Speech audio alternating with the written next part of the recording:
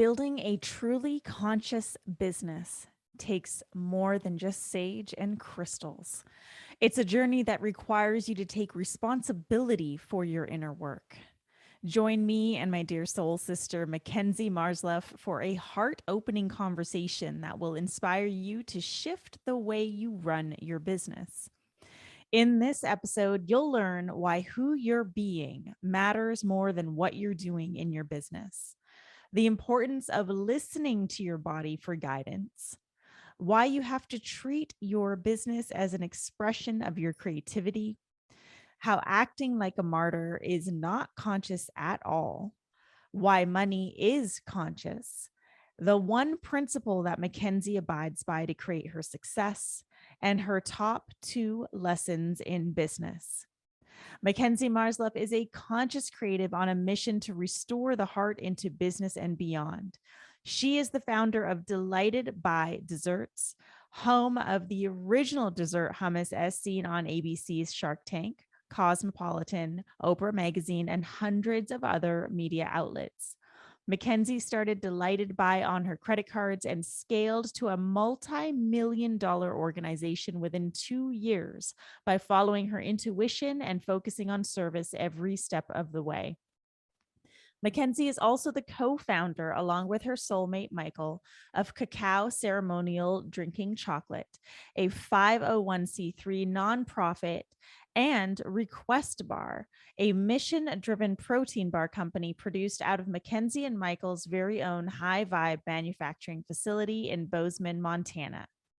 This is a jam-packed episode full of fresh new insights on how to create a conscious business. So I highly recommend having your journal out and taking notes. Now, if you dig this podcast and you want to connect, please find me on Instagram or Twitter at I am Ruby, or off the socials and on Telegram, rubyfremon.com/Telegram.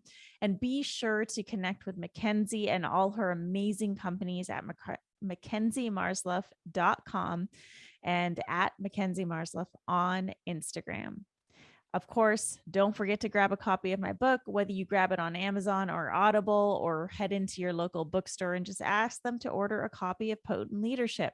Grab your copy today. You can also head to potentleadership.com. Now, whether you are a loyal listener or brand new to the podcast, welcome. Please take a moment to download a few episodes and drop a rating and review on iTunes. Now it is time to learn what it really takes to create a conscious business with Makenzie Marzluff.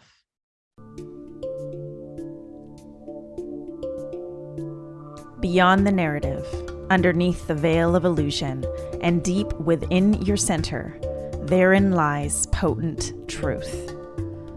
Welcome to Potent Truth, where today's leaders, change makers, and light carriers come together to question the narrative, arrive at potent truth, and lead with sovereignty. What is potency? It's who you are beneath the masks, facades, and protective gear. It's the medicine humanity yearns for, cries out for, prays for, and needs. Your potency is what sets you apart, magnetizes your following, and creates movements.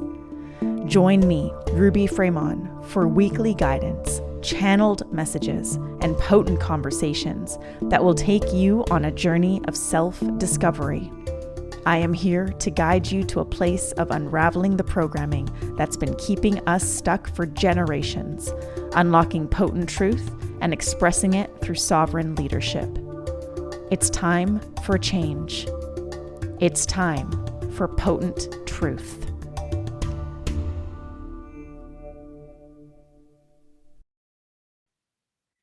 Hey leaders, I am back with the first guest of 2022, and I am so excited because this guest is a dear sister of mine, someone that I just had the pleasure of deeply connecting with in 2021 through a peer mastermind.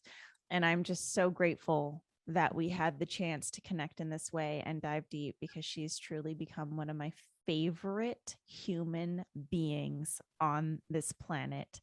And I don't say that lightly. I mean it from the depths of my heart. Makenzie, welcome to Potent Truth. I am so grateful to have you here.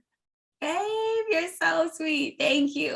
I love you. I'm so honored. Thank you. Thank you for having me. Yeah, I love you, and I'm so honored. And it's been such a beautiful journey for us to get to know each other over the past year, because in this peer mastermind, I mean, we went deep. We all went really deep. And so it was like right away. So we just got to know each other really, really well in a really quick amount of time. And there's so many things. Let me start with this. There's so many things that inspire me about you. And I feel like I might make you cry, but just warning you. One of the things is like your tenderness and just your ability to feel the fullest expansion of all your feelings, which I think is so beautiful. And we don't see enough of that in the entrepreneurial or leadership space. Yeah. And you do it with such grace. Oh, thank you, babe. You're welcome. You. It's all that cacao, man. It's all that cacao. I'm telling you. All that and the other thing is you inspire me with regards to your business savviness, but just your ability to birth these businesses into our world with so much heart and devotion, which we don't see enough of. And so I want to just offer our listeners just a little bit of a background on Makenzie, who you are, and what are these businesses that Ruby's talking about. By the way, I fully endorse every single one, just so you know. Oh my gosh. Yeah. So tell us a bit about your entrepreneurial journey. Sure. Well, I've always had an entrepreneurial spirit, and it just wasn't really given to me as an option to pursue. It was more about, get the stable job and live the American dream. And so I was in college changing my major 6 times. No one told me, hey, maybe you should just start your own business, because I was interested in so many things, but not fully in. But anyway, I actually moved to Australia in 2010, started my first business there in holistic health coaching, and actually started my own wellness center. And I sold that within less than a year, at the age of, 24. And that was a really beautiful time in my life, but also I was deeply unhappy. Like, it was amazing how the business was taking off, but inside I was really struggling, and I was still quite asleep to my emotions, my feelings, to what was going on underneath the surface. And that was showing up in my relationships. So when I moved back to the States, I started a new venture. And within those 2 years, it wasn't working. I was in a tumultuous relationship, and had some traumatic experiences start to wake me up. In 2014, I was totally in my dark night of the soul. I just was hearing these messages. It's time to start addressing my trauma, which I didn't even know I had. Like, I had shut down that much. I wouldn't even cry in front of someone. I would not let myself feel. And these experiences in 2014 were getting my attention, and to the point where I started crying. I started having nightmares. I couldn't stop feeling this, what I thought was maybe depression. But it led me to my knees, essentially. And I dropped on my knees, and I, at that point, had turned away from my Christianity, because I had grown up in a quite dogmatic, controlling household, and I wanted nothing to do with that anymore. So I had turned away from any connection. But I knew I was in such a bad spot, that to the point where I didn't want to be on the planet anymore, and was contemplating how that could be done. And I dropped on my knees and I said, if there is a God, or if there's something bigger than me, please give me a sign. And then I had a roommate come into my life that I randomly met through Craigslist. And she was a badass. Like, she was so connected into her spirituality and doing yoga, taking care of herself in her service. And she was giving me these books by Wayne Dyer and Louise Hay and Marianne Williamson.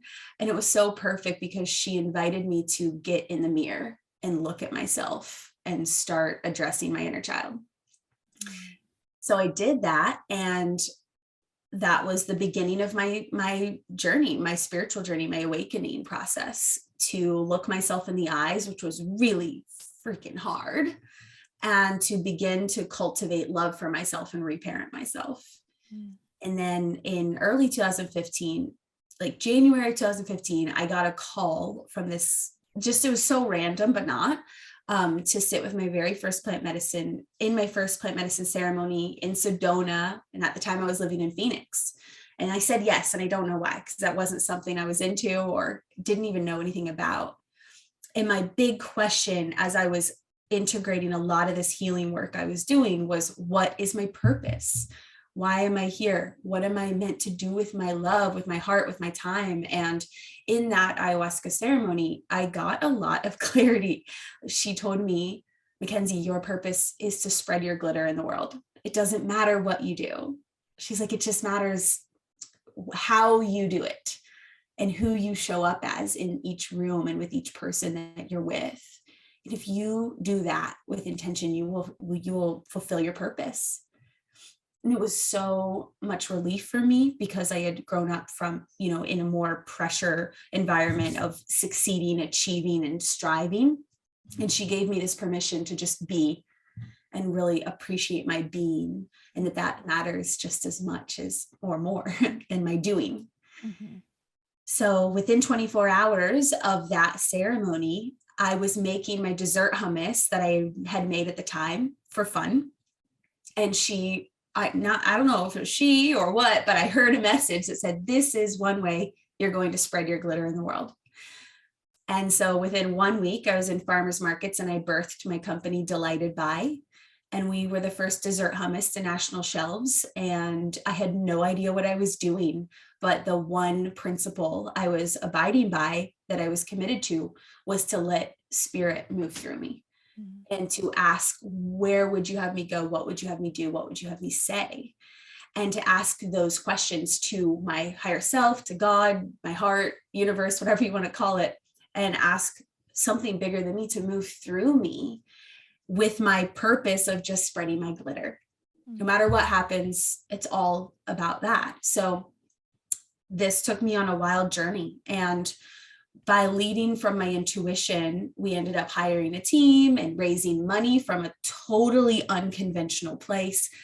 I never actually created a business plan for that business.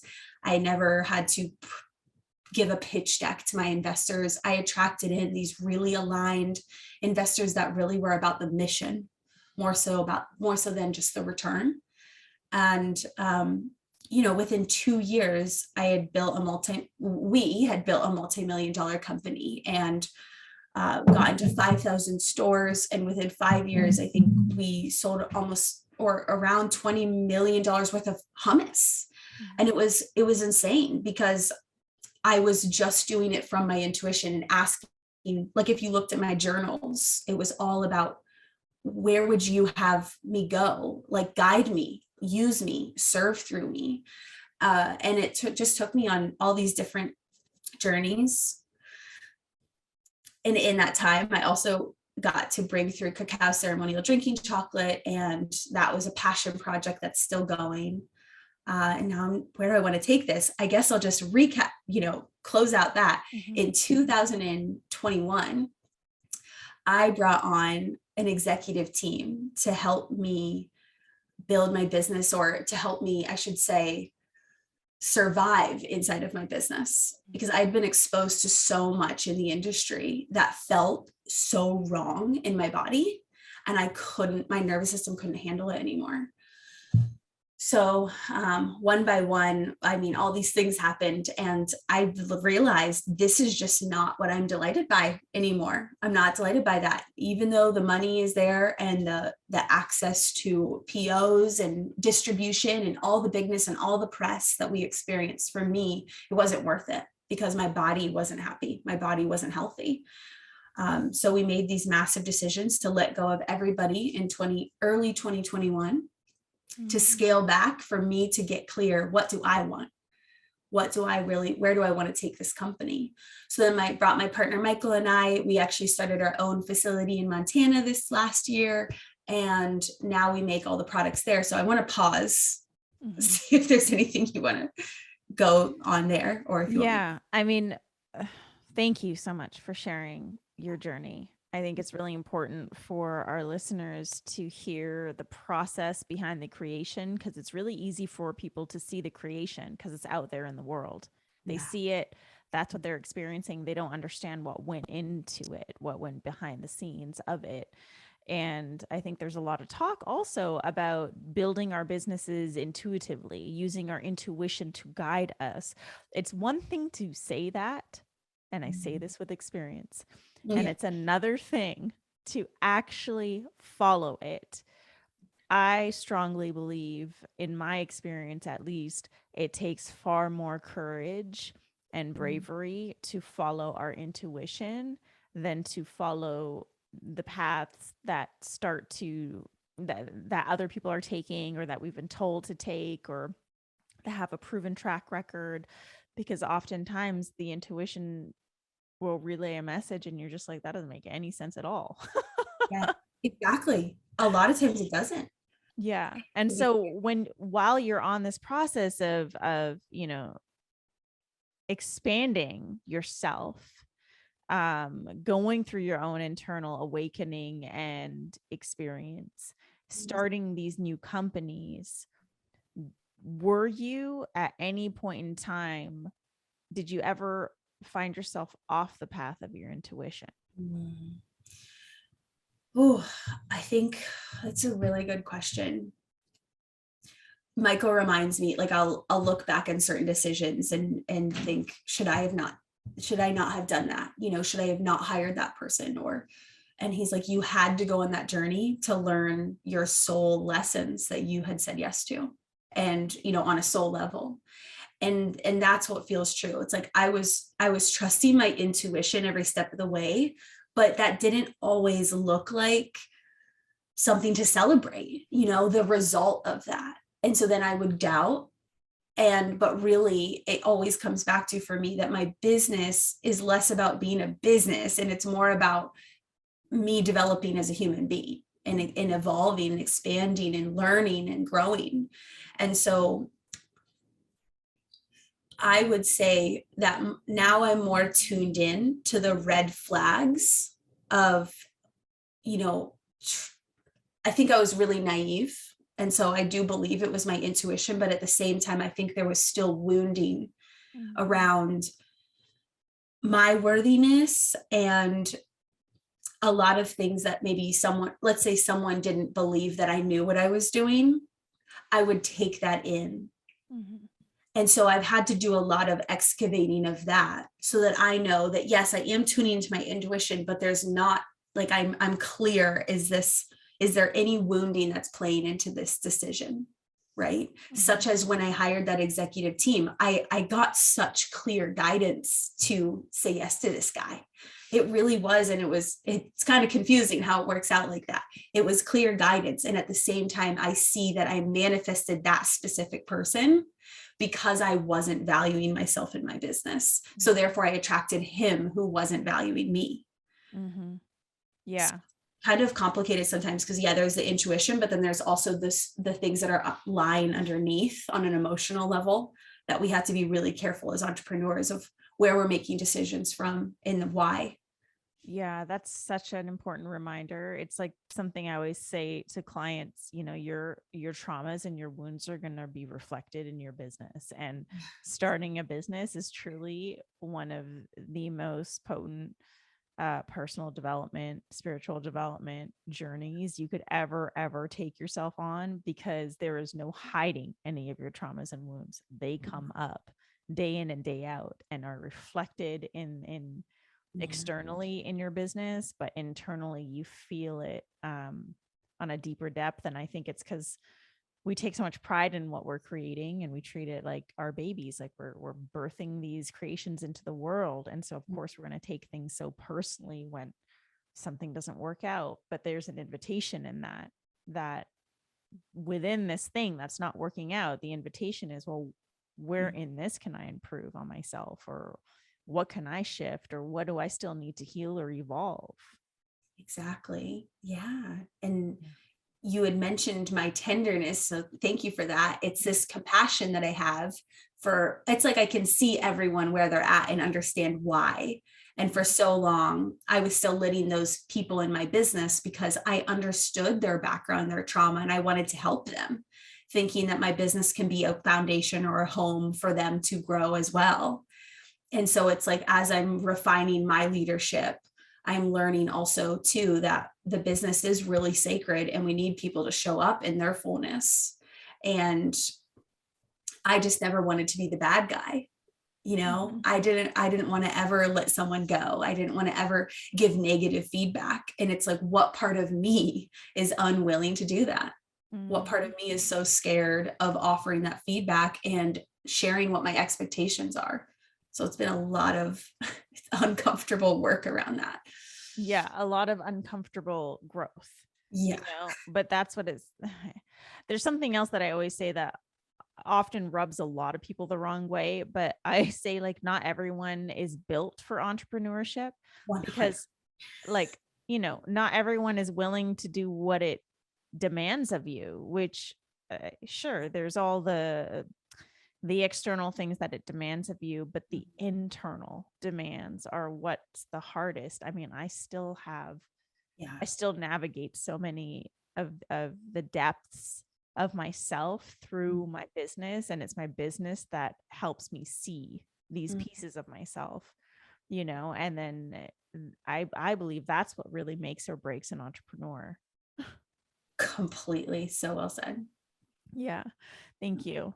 So that's a bit of, for our listeners, that's a bit of Makenzie's history with her businesses. And that's really important to understand, just her track record and her journey and her success in everything that she's put her sparkle into.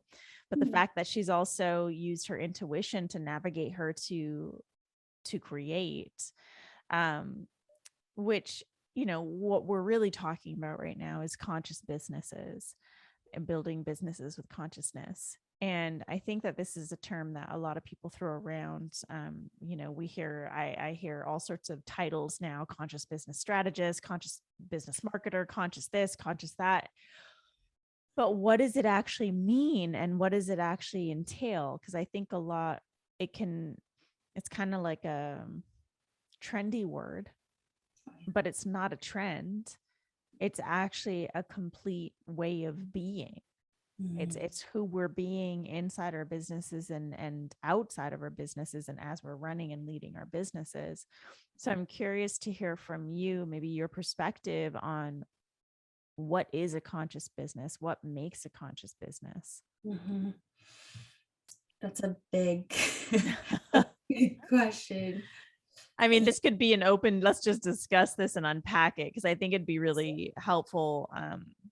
It's something we need to address, especially with where we're going in the world. And so many people are feeling called to shift and evolve their businesses and their work and the way that they're serving their gifts, that this is a discussion that needs to happen. Yeah.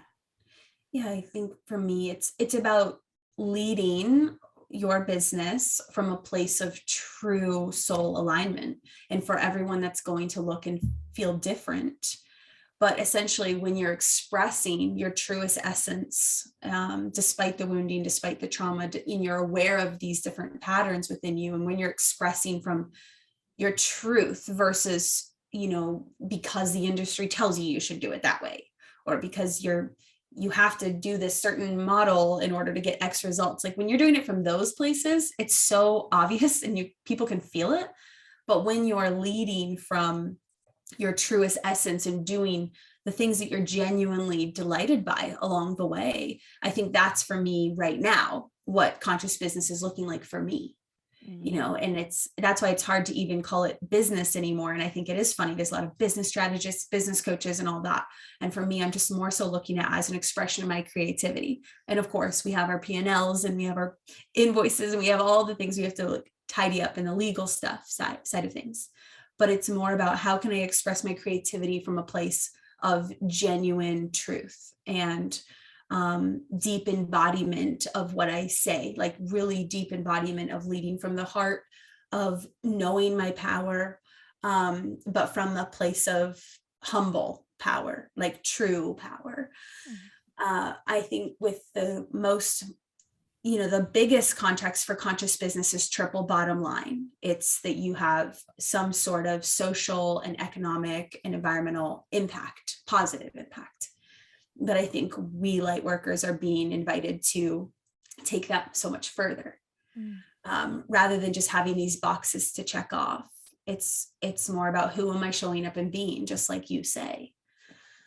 Oh, what else? I feel like you have something to share here. Yeah, I mean, I completely agree with all that you shared. And I love especially what you shared about your business being an expression of your creativity. I actually wrote that down because I think that's an important reminder, because it's so easy for us to stray out of that when we get too much in the masculine of building our businesses, that we stray away from our creativity. And that to me is what keeps us really aligned with our purpose and with our truth.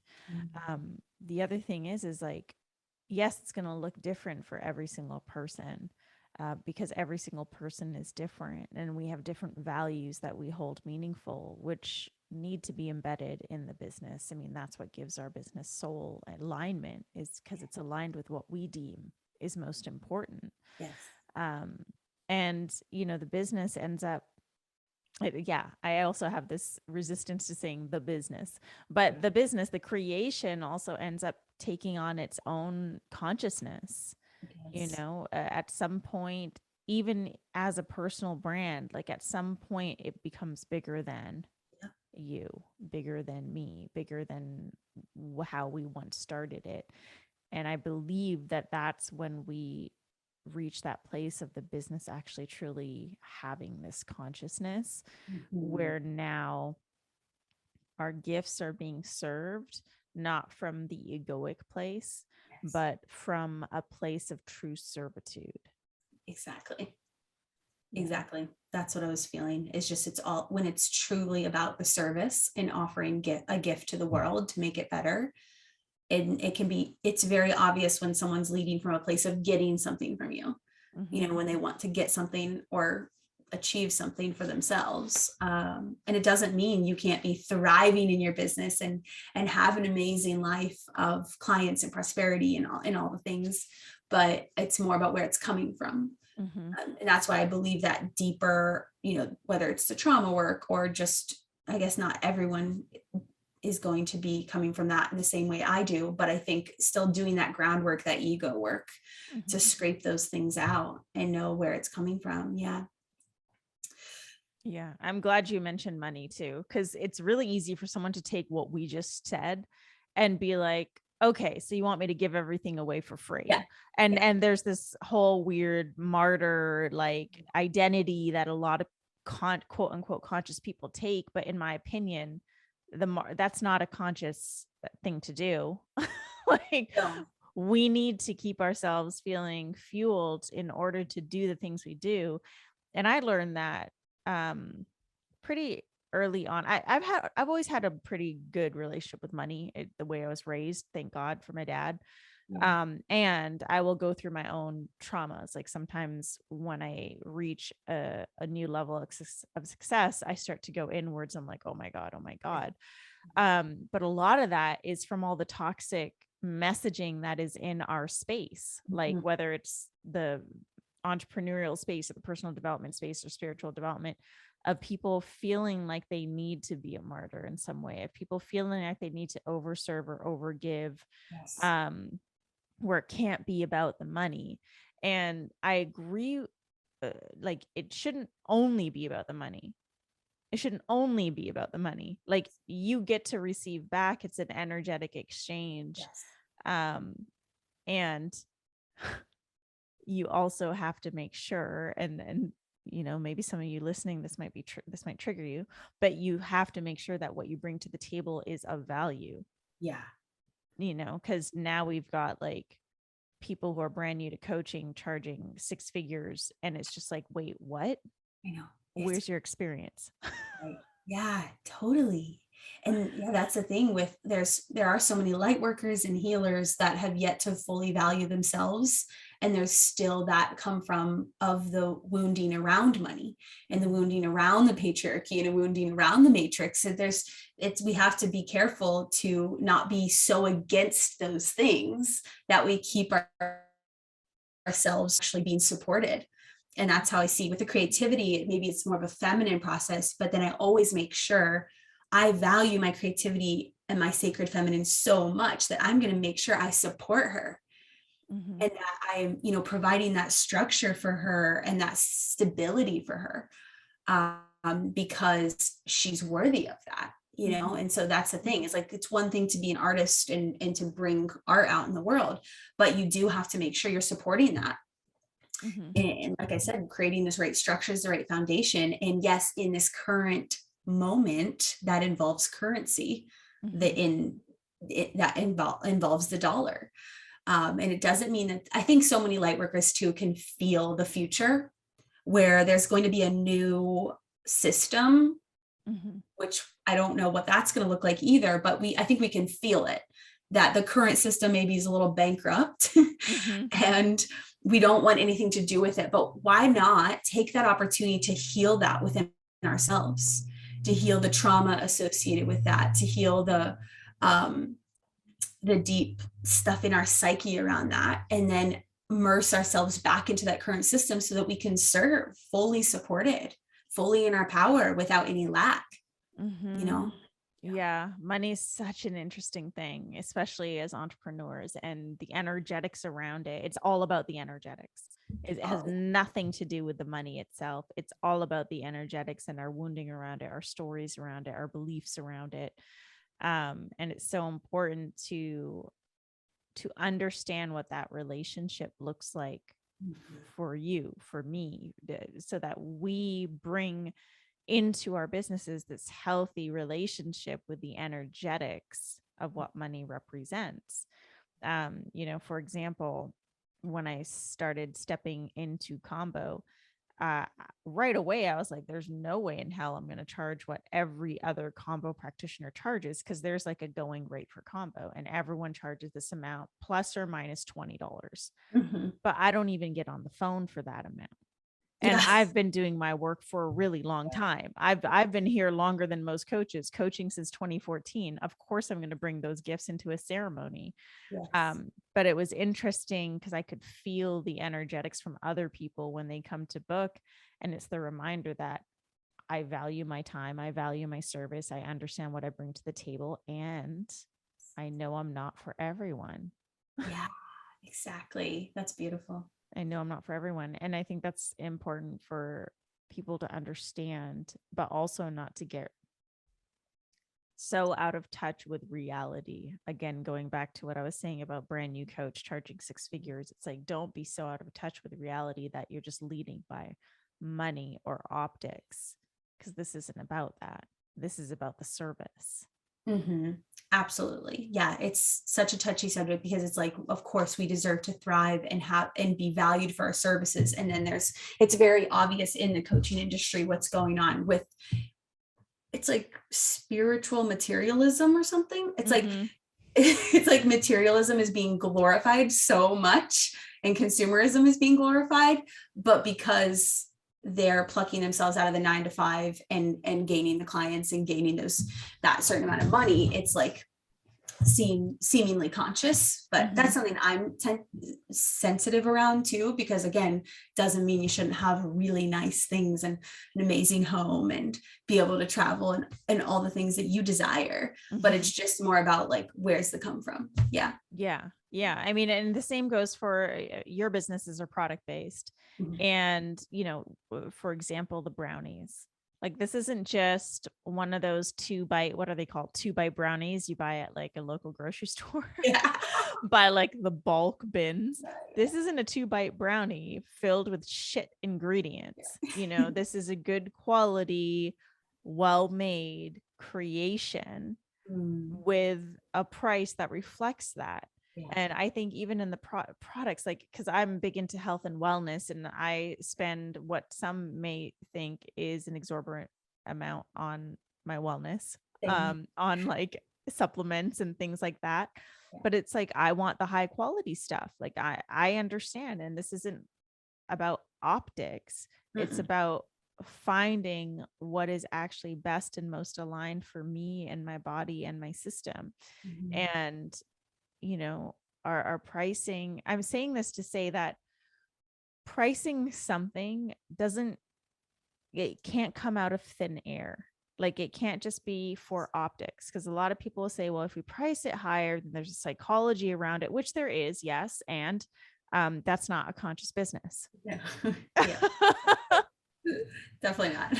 But pricing to make sure that you're covering all your ingredients, you're covering the cost to produce, you're covering your team, you're covering yourself, that your team and what you've created is taken care of so that you can continue to bring this creation into the world. That is conscious. Yeah. I love the conversation around pricing, because in the food industry, where we currently stand with our products, we wouldn't be able to even get into stores because the retailers say that's not competitive enough. And so they force the vendors, the suppliers, and the brands to go down on price, meaning they force them to drop the quality. And they're going to have to cut corners. And that was proving itself in my business, like DB 1.0. And now Delighted by 2.0, when I took everything back in my hands, stopped using the co-packer, because at the co-packer, I had no control over the sourcing at all. And we couldn't even be organic because we were already being kicked off shelves for being too high of a price. And these guys coming in and offering $1.99. But people don't realize what it goes into making a tub of hummus. Mm-hmm. And so to get it at $1.99 and everything it had to go through, from the farm to the manufacturing, to the trucks, to the distribution centers, to the warehouses, to the stores, like, how did you get it to $1.99? Well, because you sacrificed integrity. That's just how it is at the stores these days. And so for us, it wasn't, the volume's great. And it wasn't worth it for us because I didn't feel good about it. If I'm not going to eat it, if I'm not going to feel good about eating it, then what's the point? Yeah. And it's so interesting because we can take that, what you just shared about the tub of hummus, and apply it to everything else. Use the tub of hummus as a metaphor, because when we see pricing, or when we try and think of pricing, it is important to look at everything that goes into it, and all the love and all the devotion and everything that the energy, the time, the resources, the service, all of that. Now, again, of course, if you're going to provide weak ass service and just not fulfill on your promises, then you're just doing it for the optics. But if you really take into consideration the depth of what you have to offer, everything that went into you being able to offer this, and your level of service, of truly being there in service, then that shifts the frequency of what you ask for. Yeah, absolutely. Yeah. I'm all organic, just so you guys know. Same. Me and my coaching services, it's organic. Primo organic. No, but this, I think that there's a resistance, there's this weird resistance to talking about money as a conscious business. And I want people to know that this is part of it. This is part of the energetics of having it. You can't have a conscious business if there's nothing fueling the business. What you end up with is depletion, fatigue, stress, like resentment towards your creation, which is the absolute worst. Been there, done that. Yeah. We need the fuel, right? The frequency is the fuel. What are some of, like, what would you say are I feel like you probably have a ton of these, but I want to know your top 2 lessons that you have learned as a conscious entrepreneur and business owner.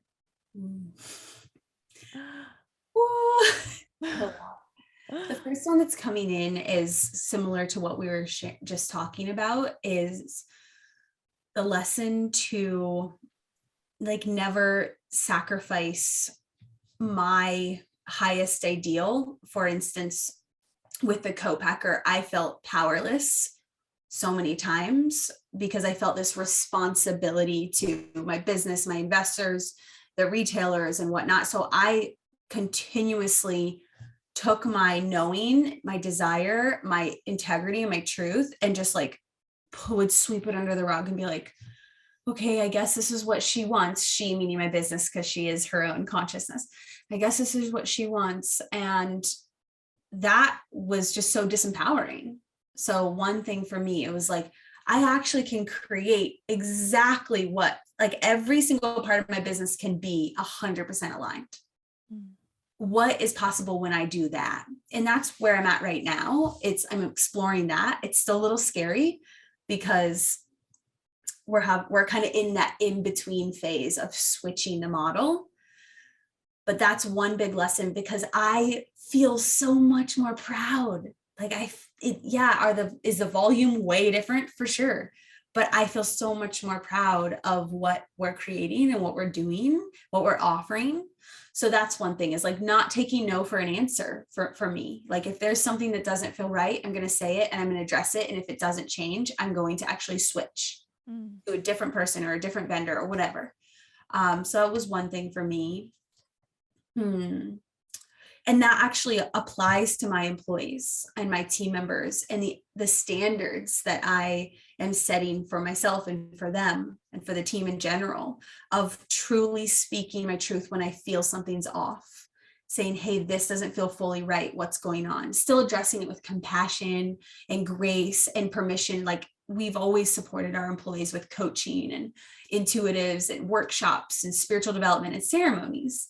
But it's almost like I was overdoing that and not speaking enough. Hey, this has to shift, and inviting people forward. So that's one thing, is like speaking my truth, period. Mm-hmm. I guess it could all be wrapped up as like truly speaking it all. Mm-hmm. Even if I'm scared of being rejected or scared of not being in the in crowd, especially with business. I think there's this pressure as an entrepreneur to have it all together and to be hitting your benchmarks and to know your numbers, and whereas really that wasn't my truth. I'm more so in my feminine with my business, and I'm more like mama bear. So that's one thing. Let me feel into the second thing that I've learned. What's coming through for me now is that what I've learned is that when I do lead from that creative, inspired space, like truly from a place of devotion and from my listening into God, I'm always supported. Mm-hmm. Miracles always happen. And now I'm going to get emotional actually, because it's even when I'm taking a leap of faith or I'm not sure how it's going to turn out, when I'm leading from that absolute truth with a capital T, something always like happens that's magical. So I wanted to share that piece because I want everyone listening to this to know you are supported as a pioneer of a new paradigm. We are so supported by the universal forces to lead from a totally new way that's never been done before, to create new systems and new foundations and new things.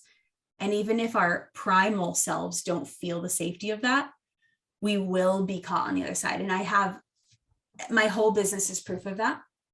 So that's one thing I've learned and I continue to get to experience. Yeah. Yeah, that's beautiful and such a powerful reminder, because what was coming up when you were sharing that is like, well, obviously, because we can't lead into our new earth by still doing these old paradigms in our business, by repeating these old paradigms. Yes. And the old paradigms feel safe. The old ways of doing business and structure and strategy, all of that feels safe because it's been done.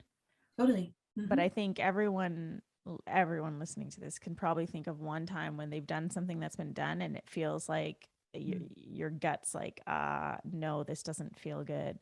And we're not built as human beings to do things the same way all the time. Exactly. And we have to go into the wild unknown in order to create the new. Inside the food industry, that model, there is one way to get your end goal, which is to sell your company to some conglomerate. And it's literally one pathway, and all of the consultants want to, this is how you have to do it. The retailers, this is how you have to do it. The distributors, this is how you have to do it. And it's literally so boring. And so it just doesn't feel good. And I realized I don't want to energize this system anymore. I thought I could change it. I thought I could change it from the inside. And I even tried to have those conversations of inviting the retailers to seeing it differently. And they just didn't want to change. Mm-hmm. They knew what they knew, and that's what felt safe. And so I decided to just pluck myself out and be like, okay, I'm going to go create my own little world over here, even though I don't know what that looks like or how it's going to unfold. But that's what we have the opportunity to do right now, especially in 2022. Mm-hmm. I feel there's so many new things coming through that we're not going to know how it's going to look. We're not going to know 10 steps ahead. We're going to know one step, the Mm-hmm. first step. So if you are someone that has a vision that's presented itself, if you are someone that's tuned in to something new that can be offered to this planet, all you have to do is take the first step. Be courageous enough to take step by step. You will discover it along the way. And that's, yeah, I'm really lit up by that right now, if you can't Mm-hmm. tell. Yeah, no, I can tell. And I think everyone can feel that. And it's the truth. And I think it's the truth that a lot of people are feeling, but not really acting on. So let this serve as an invitation to start acting on it. Because again, like, we are entering a new way of being for humanity, a new world. And we cannot take our old ways with us. Otherwise, we're just going to be recreating the exact same thing that we are living now in this new world. And that's not what any of us want. No. Yeah. No. I think that's a good place to cap this off. Okay. Even though I feel like me and you could just jam on so many different things forever. But Makenzie, thank you so much for just sharing your heart with us today. I'm such a fan and friend. You Okay. inspire me to no end. Oh, same. You're a powerhouse. Love you so Thank much. you. I love you. And for everyone listening, if you want to get more of Makenzie, definitely hit up the links and the show notes. You can find all the links to her high vibe food companies and offerings at MakenzieMarzluff.com. Definitely get yourself some protein bars, some brownies, some cacao, some hummus, and just load up on her glitter, because I assure you it's all good. The brownies and the cacao are my personal favorite. I could actually dip a brownie in some cacao right now if I had it right in front of me. Adorable. um, but Makenzie, thank you so much. And to everyone who joined us today, thank you for joining us on an episode of Potent Truth, where we are taking you on a journey to challenge illusion and lead with sovereignty. Please go check out Makenzie's companies today. Purchase a bunch of shit and just treat yourself to some good brownies. I keep saying the brownies because they're so good. You have to try them. Okay. And it's the only cacao that I ever drink. I'm a big fan. Make sure you download a few episodes, drop a rating and review on iTunes. And if you enjoyed this episode, we'd love to hear from you. So just hit us up on Instagram. You can hit me up. I am Ruby or Makenzie Marzluff. Those links are in the show notes. And just share your number one insight. We'd love to hear from you. And then, of course, check back next Monday for a brand new episode of Potent Truth. Aho, family. Oh.